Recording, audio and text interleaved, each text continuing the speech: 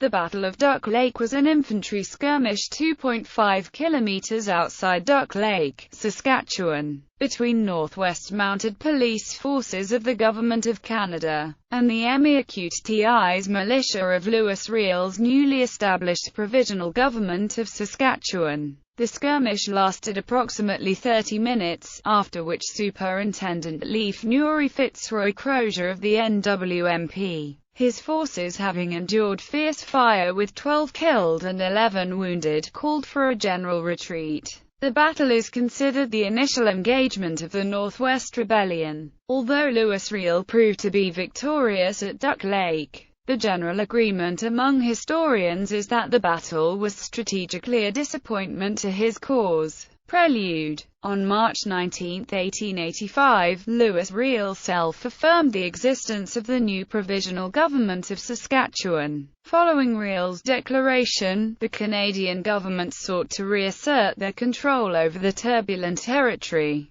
Lieutenant Crozier, the newly appointed NWMP superintendent and commander of northwestern Saskatchewan's forces, requested immediate reinforcement to Fort Carleton because he feared the growing instability created by Riel and the ever-growing possibility of a First Nations uprising. Riel dispatched emissaries to deliver an ultimatum calling for the surrender of Fort Carleton without bloodshed. Crozier's representatives rejected the demand and vowed that the Métis leaders would be brought to justice. On March 25, in need of supplies for his men and horses, Crozier ordered Sergeant Alfred Stewart, Thomas Mackay, and 17 constables to Hilliard Mitchell's General Goods store at Duck Lake. Unbeknownst to Crozier, however, Commander Gabriel Dumont and his Métis force had already entrenched themselves on the road to Duck Lake. On the morning of the 26th, Stewart's party encountered the band of Métis near Duck Lake. After ample harassment, Stewart decided not to risk a physical engagement, and chose to return to Fort Carleton. No shooting occurred.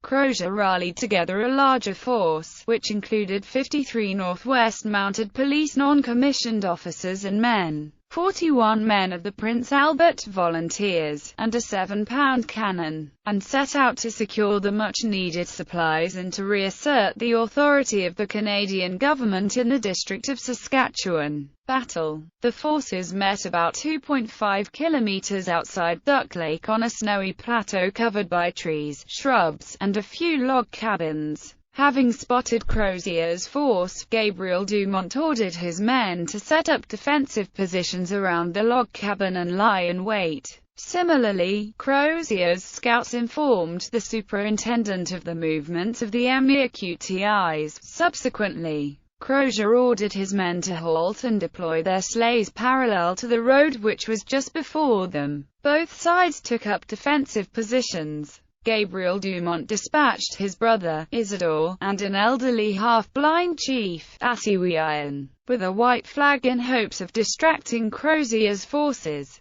The superintendent, believing that Dumont was interested in a parley, walked forward with an English Métis interpreter, Gentleman Joe Mackay. During the half-hearted discussion, Crozier came to believe that Isidore and Attribution were stalling so that the Métis force could maneuver to flank his own men. As they began to leave, both Attribution and Isidore attempted to draw their guns, prompting Crozier to give Mackay the order to fire. A brief scuffle ensued between the two parties, which resulted in Mackay shooting and killing both Dumont and Attribution. Despite the superior firepower and training of Crozier's militia, the Métis force were more numerous and their position within the log cabins and the tree line proved to be an overwhelming advantage. In an attempt to relieve the pressure on the Prince Albert Volunteers, Crozier ordered the 7-pound cannon to target the log cabins. After numerous discharges, a shell was placed in before the power charge was inserted, which disabled the cannon for the remainder of the battle. Within half an hour, Crozier recognized the unavoidable and sounded a general retreat back to Fort Carleton.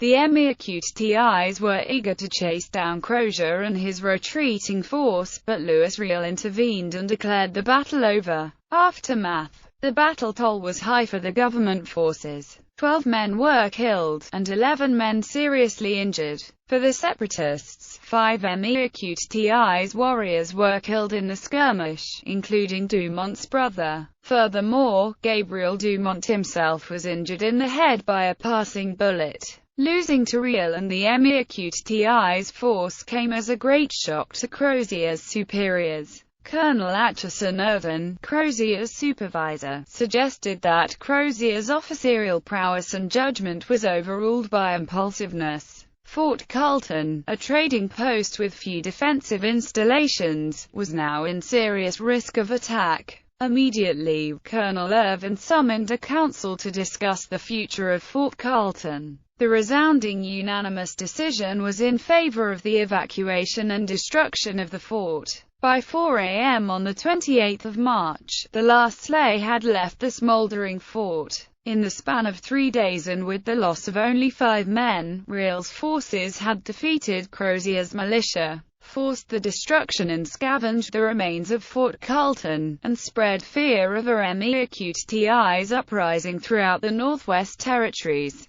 Riel's plans were not completely successful, though. He had hoped to capture Crozier and his men as hostages so that he might force the government's hand. Thus, while tactically successful, the Battle of Duck Lake proved to be a strategic disappointment for Riel. Legacy. Duck Lake Battlefield. Here, on the 26th of March 1885, occurred the first combat between the Canadian government forces, under Major LNF Crozier, and Métis and Indians, under Gabriel Dumont. ICI, le 26 mars 1885, eut la première rencontre entre les troupes du gouvernement du Canada, commandées par le Major Crozier, et les Métis et Indiens commandées par Gabriel Dumont. National Historic Sites and Monuments Board. The site of the battle was designated a National Historic Site of Canada in 1924. In the spring of 2008, Tourism, Parks, Culture and Sport Minister Christine Tell proclaimed in Duck Lake that the 125th commemoration, in 2010, of the 1885 Northwest Resistance is an excellent opportunity to tell the story of the Prairie Métis and First Nations people's struggle with